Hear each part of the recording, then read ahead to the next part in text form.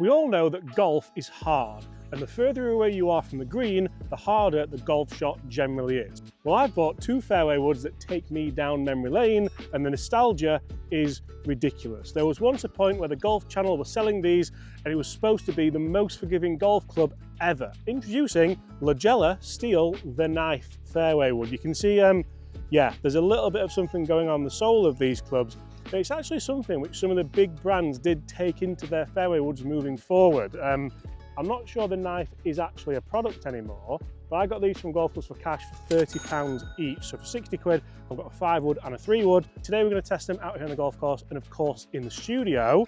But you're supposed to be able to hit this 5 wood from anywhere. So we're out here in the rough, I'll give you that one, Bobby, and we'll see we're 200 yards away. So it's going to be a good one to try and get up there. But can we kind of gouge these balls out? Then can the 3 wood work for us off the tee? And again, for that price, $29.99 through the marker, is it going to be potentially a really good forgiving club? Now, this is awful. This has sat down terribly into the grass as well. So this is a shot where potentially you do need a little bit of forgiveness on the sole. So the knife could potentially help us a little bit. I'll tell you what, Bobby, how good's that? That ball flight out of there, that's made the front bunker, which to be honest, I didn't think would be possible from that lie. And it didn't feel like a great strike. It just felt like, that's the only way I can possibly describe that. Look at the turf interaction. That's exactly what the knife was designed for, isn't it?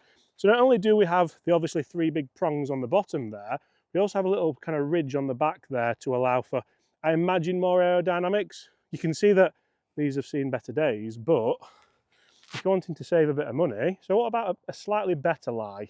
Can we get up there? It's a tiny head. The head's only just bigger than the golf ball.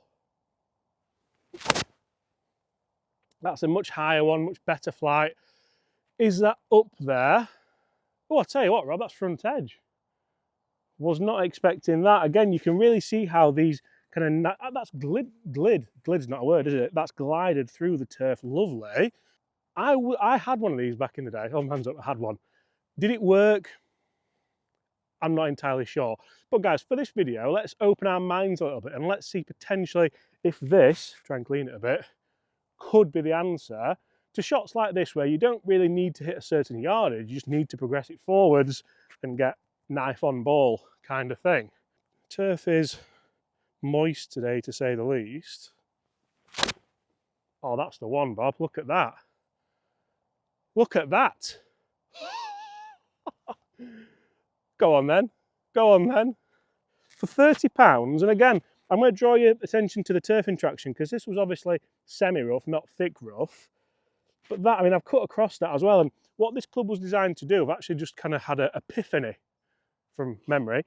So it's designed to straighten out your swing path a little bit as well. So when this cuts into the turf, it's designed to go kind of more neutral, which is essentially what I feel like it's done there. Because I felt like I cut across that a lot more than what the ball flight showed with the spin axis. So could this club eliminate the slice, make it easier to get out of the rough and help you hit more greens in reg from kind of 200 yards for 30 quid?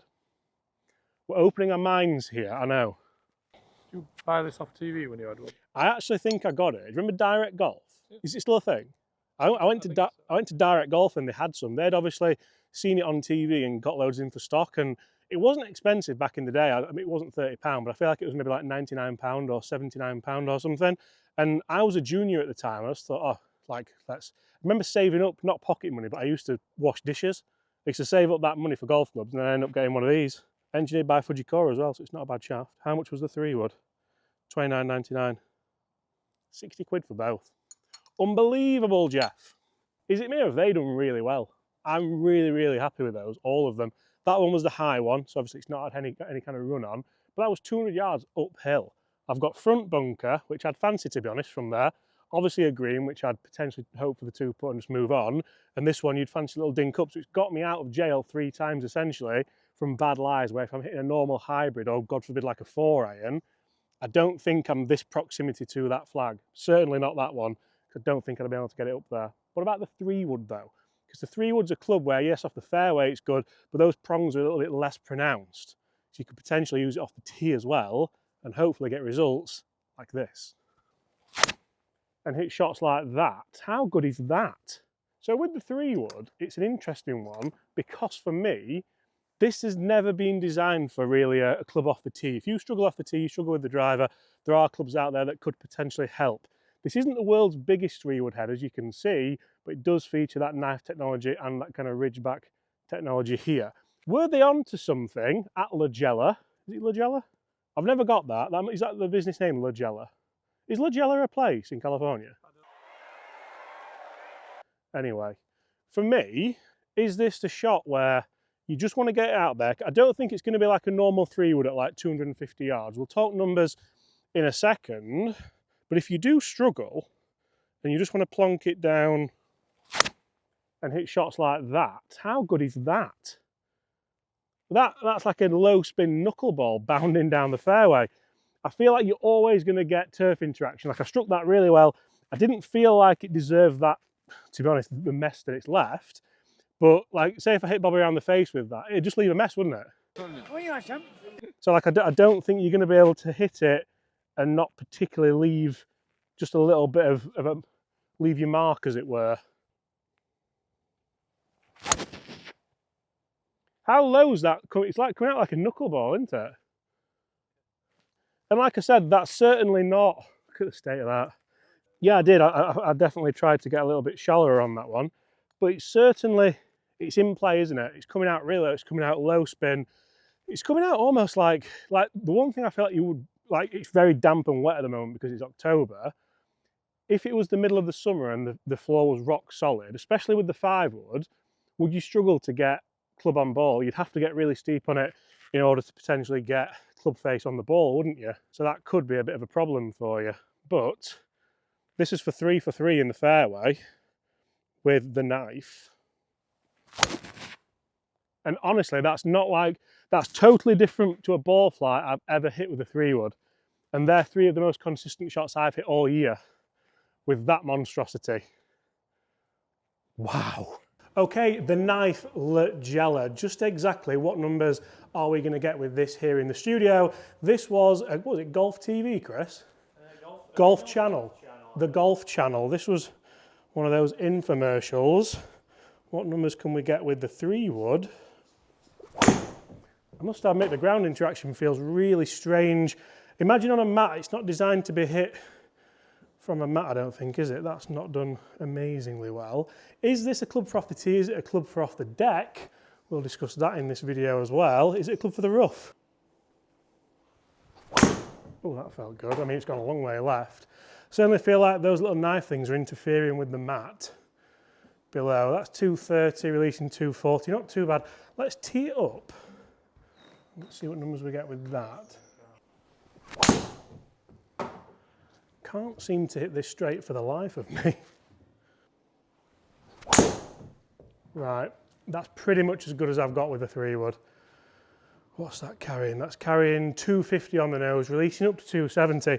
That's quite impressive. I feel like it's been very much hit and miss on this indoor section of the video, but really this is designed for, well, to be the mid-handicapper's best friend, isn't it? Out of the rough and maybe off the tee. So let's jump back outside. Let's see just how good the infomercial Golf Channel 3-wood is. But I must admit, for off the tee, I'm enjoying that now. I think it takes some alterations in your game, but that's pretty good for $29.99. This dispersion is ridiculous. We've got 3 balls. I mean, 2 of them, you could literally throw Bobby's blanket over them because they're bang next to each other in the fairway, and the other one's there. So like if I'm looking for a club where I really want to hit the fairway, is this the club for £30? Like, there's a bit of a stigma that, oh, is in the 3-wood he's using, but realistically, like if we can knock this on the fairway now from here, do you reckon it's 3-wood again from here? Got to be on it. If we can get 1 on, then you've gone 3-wood with the knife on a par 5, like what more can you physically ask for? Obviously, I think the 5-wood is going to be the game changer when it comes to shots out the rough and things like that, but this bad boy, I feel like could really be something for people who just want to try something a little bit different, a little bit out there, and to be honest, a little bit cheaper. That's had some absolute horror shows, hasn't it? Look at the face there. Right. Is this one chance only? Bobby's put the other balls away, so is this it? I've got one chance, one shot, one opportunity. No one's on that tee on the left, are they? I always have to worry about that.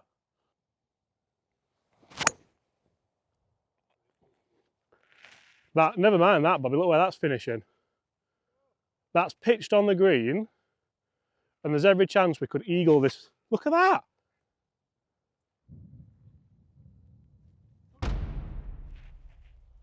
Like, imagine if we put like a graphite blue shaft in that.